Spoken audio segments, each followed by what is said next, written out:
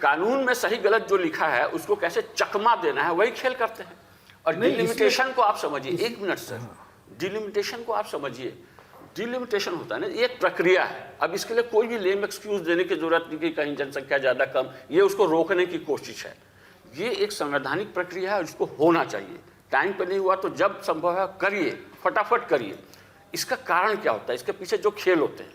अभी भारतीय जनता पार्टी है सरकार में, अब भारतीय जनता पार्टी जब करेगी, डिलिमिटेशन करेगी, तो इसकी पूरी कोशिश होगी कि इस ढंग से जो लोकसभा सीट्स के जो एरिया इस ढंग से तय किए जाए कि भाजपा का जो भी सदस्य खड़ा होगा उसके जीतने के ज़्यादा से ज़्यादा गुंजाइश हो, है ना। जैसे मुस्लिम एरिया, उनको मता है इनसे नहीं मिलना है तो उनको एक जगह कर देंगे, कम करेंगे या उसको तोड़ने की कोशिश करेंगे, दूसरे सीट में डाल के वोट इनके समर्थकों के इलाके ज्यादा हो। इस ढंग से इलाकों का परिसीमन होगा, इस वजह से विरोध किया जा रहा है। ये तो फिर अगले 20 साल तक क्यों सर, अगले 20 साल तक फिर तो वही व्यक्ति जीतेगा जिसके समर्थन का ही वोट है। फिर जब होगा जनसंख्या तब होती रहेगी सर। देखिए अदिति जी, इसके दो पहलू हैं। एक पहलू तो इसका राजनीतिक जिसकी हम चर्चा कर रहे हैं, एक इसका पहलू अगर हम भारत के और राष्ट्र के हिसाब से बात करें तो आज जो हमारी 543 सीटें हैं लोकसभा के अंदर, ये कब का परिसीमन है, ये तब का परिसीमन है जब हमारी जनसंख्या 65-68 करोड़ हुआ करती थी। आज हमारी जनसंख्या 130 करोड़ के ऊपर जा रही है। आज हमारे 100 करोड़ के करीब वोट पड़ते हैं लोकसभा चुनावों के अंदर। तो क्या अभी भी जितने लोगों पे एक प्रतिनिधि है उतने लोगों पे एक प्रतिनिधि रहना चाहिए? फिर हमारी जो लोकतंत्र की जो चूल्हे हैं जिनकी हम बात करते हैं, प्रजातंत्र, तो फिर वो प्रजातंत्र के अंदर प्रजा का प्रतिनिधि अगर प्रजा के साथ समझ लीजिए इतना उसके साथ नॉट रीचेबल रहेगा तो फिर तो उसकी अवधारणा भी खत्म हो जाएगी। तो मेरे हिसाब से कायदे से अगर इसको हम राष्ट्र के विकास के हिसाब से या अगर इसको भारत के दृष्टिकोण से देखें तो परिसीमन अति आवश्यक है। ये अलग बात है कि आप राजनीतिक विरोध के चक्कर में उसका विरोध करें, वो आपकी इच्छा है। और दूसरी बात क्या है कि देखिए, सीधी बात आपको मैं बता रहा हूं, जब भी कोई नई चीज होती है, कहीं से कोई फ्लाईओवर निकलता है तो वो किसी आदमी के लिए नुकसानदायक होता है। अरे सर, मैं इतनी देर से सुन रही हूँ। मैं एक बात बताइए सर, कौन मना कर रहा है परिसीमन के लिए? विपक्ष भी मना नहीं कर रही है। वो तीन चीजें चाहते हैं कि 2026 में कराइए ना जनगणना। आप 2011 की जनगणना 2026 की जनगणना में इतना ही चिंता है कि पर हेड और उसके हिसाब से लोगों को, तो कराइए, पहले वेट कीजिए। अरे सर, कोई भी सिस्टम से होता है ना। आप गुड़गांव से नोएडा आएंगे तो NH8 भी लेना पड़ेगा, धौलाकुआं भी आना पड़ेगा। आप कौन से रास्ते से जाएंगे सर?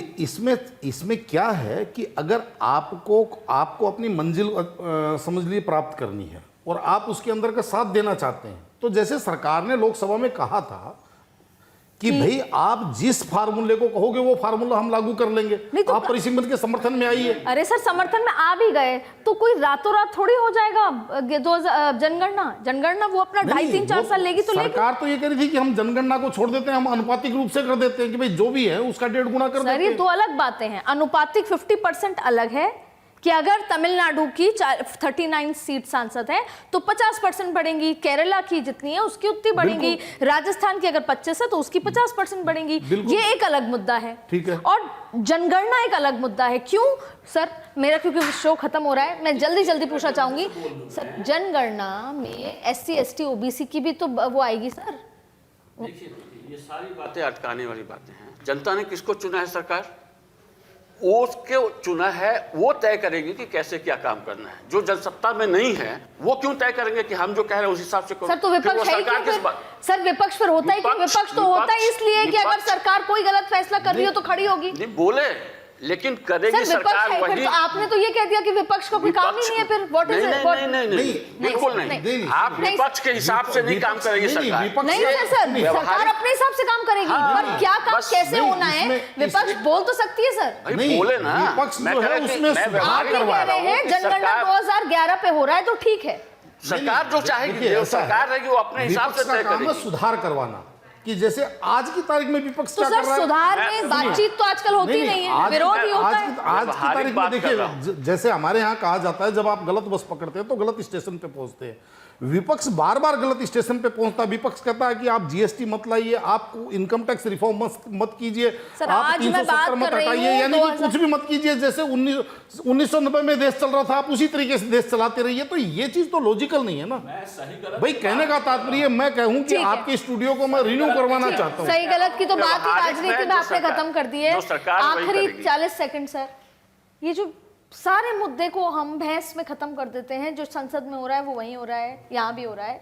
बात यह है कि जनगणना के लिए जो विपक्ष कह रहा है कि पहले आप 2026 तक की जनगणना कराएं, फिर परिसीमन कराएं और फिर आप आगे महिला आरक्षण कराएं, कहाँ गलत है? या फिर वो कह रहा है कि आप एग्जिस्टिंग 543 में महिला आरक्षण दे दें, कहाँ गलत है सर?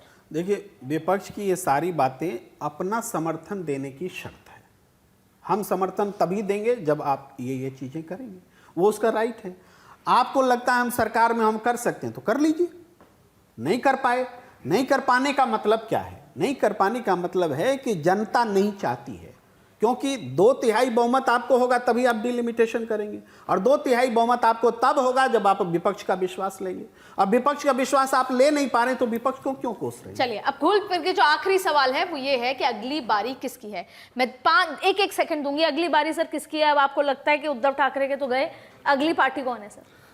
देखिए, फिलहाल तो मुझे ऐसा लगता है कि 2027 के बाद में तो शायद समाजवादी पार्टी भी हो सकती है। और अगर हम 2027 से पहले की बात करें सर, मैं तो जुलाई से पहले की बात कर रही हूँ। जुलाई से पहले की तो मुझे उम्मीद अगर कुछ हो सकता है तो पंजाब में घटित हो सकता है। ठीक है सर, अगली बारी किसकी सर?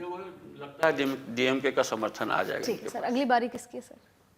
मतलब तोड़फोड़ की अगली, अब सर इतने हो गए तो 300 पार तो जाना है ना सर। अगली बारी 319 तो हो गए हैं। नहीं, अगली बारी तो देखिए बीजेपी के भीतर से ही अब आवाज़ उठ रही है, और जो कुछ भी राष्ट्रीय और अंतर्राष्ट्रीय घटनाएं घट रही हैं, और ये भी जैसे कांग्रेस जैसे कांग्रेस बहुत बहुमत में थी तो कांग्रेस टूटी तभी बीजेपी और दूसरे की एंट्री हुई, वैसे ही आज सत्ता चूंकि बहुत स्ट्रांग रही है तो बीजेपी में टूट जो है यहीं से शुरुआत होगी जब ये सत्ता का। तो अगली बारी अभी बहुत सारी पॉलिटिकल पार्टी हैं, लेकिन हाँ डीएमके जिनसे 2 बार बैठकें शीर्ष नेतृत्व भाजपा की हो चुकी है, उनके पास 39 सांसद हैं, जो कि सबसे बड़ी ताकत है। और यही वजह है कि भारतीय जनता पार्टी का फोकस तमिलनाडु, इसीलिए हम तमिलनाडु के संगम की और काशी की बात हमेशा होती आई है। 39 सांसद अगर डीएमके के समर्थन में आ जाते हैं, डीएमके अगर भाजपा के समर्थन में आ जाती है तो ये एक बहुत बड़ी जीत के लिहाज से होगा। और जुलाई में होने वाला जो सत्र है उसमें वो सब कुछ देखने को मिलेगा जो आपको इन गर्मियों की छुट्टी से पहले दिखा था, पर वो सारे बिल पास नहीं हो पाए थे। और अगर डीएमके का समर्थन आ जाता है अब शिवसेना के बाद, जो उद्धव ठाकरे शिवसेना के 6 सांसद जो चले गए हैं उसके बाद, तो ऐसे में आंकड़ा पहुंच जाएगा जो कि सिर्फ 6 कम होगा 364 से, यानी 2/3 बहुमत से, और उसकी भी कोई ना कोई बीच का गली का रास्ता निकल रहा होगा। इसलिए अभी बहुत कुछ होना बाकी है।